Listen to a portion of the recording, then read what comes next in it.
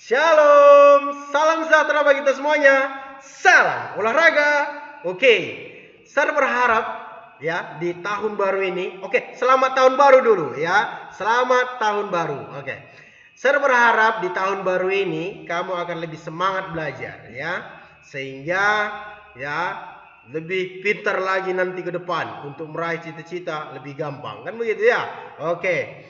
Untuk hari ini kita belajar pendidikan jasmani, olahraga dan kesehatan. Ya, materi kita hari ini adalah aktivitas lari jarak menengah. Seperti yang kita ketahui, lari terbagi atas 3. Ya, yang pertama lari jarak pendek, lari jarak menengah, dan lari jarak jauh. Hari ini kita fokus untuk belajar lari jarak menengah. Oh iya, Sir. Lari jarak menengah itu seperti apa sih, Sir? Nomor-nomornya berapa sih, Sir? Stat apa yang digunakan sih, Sir? Oke, kita akan bahas itu gitu. Oke, di sini kita bisa lihat ini adalah gambar sebagai motivasi kita ya. Bagaimana sih ya? Ini seperti gambar ini adalah lari jarak menengah ini. Ya. Lari jarak menengah memiliki nomor-nomor 800 meter, 1500 meter, dan 3000 meter. Sedikit berbeda dengan gerak lari jarak pendek atau sprint. Ya, tekniknya juga berbeda gitu. Ya, kalau lari jarak pendek itu ya cepat, yo. Cepat. Langkahnya lebar. Nah, itu kalau lari jarak pendek gitu. Kalau lari jarak menengah ya, pertama dulu kita harus bisa mengatur langkah dan bagaimana napas kita gitu. Karena lari jarak pendek dan lari jarak menengah itu sangat berbeda gitu. Ya, untuk mencapai 3000 meter ya, kita harus bisa mengatur langkah, ayunan tangan kita ya, bagaimana pernapasan kita. Nah, itu harus kita bisa seperti itu ya, untuk memenangkan sebuah perlombaan lari ya, lari jarak menengah ya. Oke. Hal-hal yang penting ya yang harus diperhatikan dalam lari jarak menengah. Kita harus tahu bagaimana hal yang penting ya. Karena untuk memenangkan pertandingan ya, kunci-kuncinya itu harus kita tahu ya. Kunci-kunci tekniknya itu seperti apa harus kita tahu. Yang pertama itu badan harus selalu rileks ya selama lari. Ya. Tidak boleh tegang ya. Nggak boleh, ini harus rileks ya. Selama lari kita harus rileks, badan kita harus rileks. Yang kedua, lengan diayunkan dan tidak terlalu tinggi seperti pada lari jarak pendek. Iya. Kalau di lari jarak pendek itu ayunan lengannya itu lebih tinggi ya, karena langkahnya juga lebar begitu. Yang ketiga, badan condong ke depan. Iya, itu pasti ya, biar menambah ya kecepatan. Tapi jangan lupa harus ingat keseimbangan ya. Yang keempat, langkah tetap dengan tekanan pada ayunan kaki ke depan. Nah, ini dia bedanya. Untuk lari jarak menengah, untuk ayunan kakinya itu langkahnya tetap seperti itu ya, langkahnya tetap, tidak berubah-berubah. Kalau dia lari jarak pendek, langkahnya itu lebih cepat, lebih lebar ya. Dari awal cepat yo, berubah-ubah ya. Yang penting lebih lebar ya. Seperti itu kalau lari jarak pendek.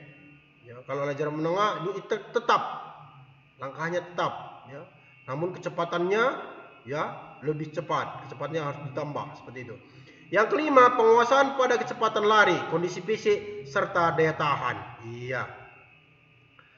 Oke, selanjutnya hal-hal yang dianggap tidak sah dalam lari jarak menengah. Ya, kalau tadi hal-hal yang penting, ini berbeda lagi. Ya, hal-hal yang dianggap tidak sah ya.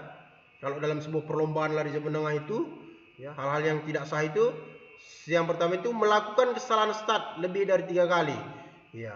Maksudnya seperti ini, melakukan mencuri start seperti itu. Entah tangannya lebih ke depan ya, atau sebelum aba-aba ya atau pistol berbunyi dia sudah lari duluan ke depan. Nah, itu nggak boleh.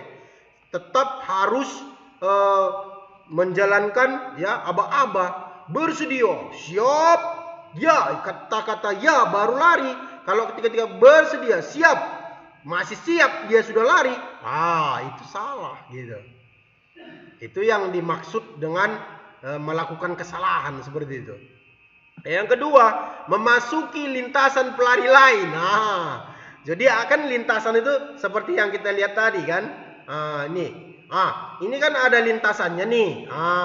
Yang merah ini lintasannya, yang kuning ini lintasannya, kan begitu. Ya, kesalahannya itu apabila yang merah masuk ke lintasan yang kuning begitu. Itu sudah salah gitu. Ya, atau yang kuning masuk ke lintasan yang hijau. Itu salah itu. Ya, paham sampai di sini? Oke. Yang ketiga, mengganggu pelari lain. Bisa saja menarik ya, menarik baju teman lawannya seperti itu. Ya, jadi terganggu pelari yang lain. Ya, itu dianggap tidak sah. Ya, walaupun menang, ini tidak sah. Ini dianggap didiskualifikasi, kalah begitu ya.